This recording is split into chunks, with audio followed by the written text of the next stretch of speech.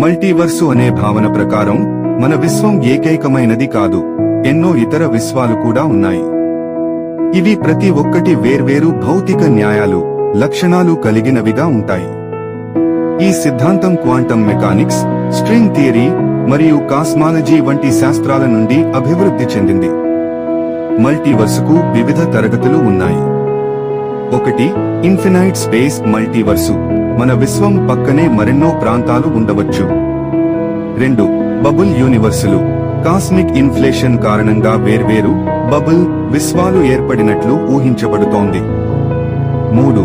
మినివరల్ interpretation, quantum events వల్ల ప్రతి నిర్ణయం ఒక కొత్త విశ్వాన్ని సృష్టిస్తుంది. ఈ సిద్ధాంతం ఆధారాలు ఇంకా ప్రత్యక్షంగా లేనప్పటికీ ఇది శాస్త్రీయ, తత్వశాస్త్ర ఆలోచనలకు కొత్త దిశలను అందిస్తోంది.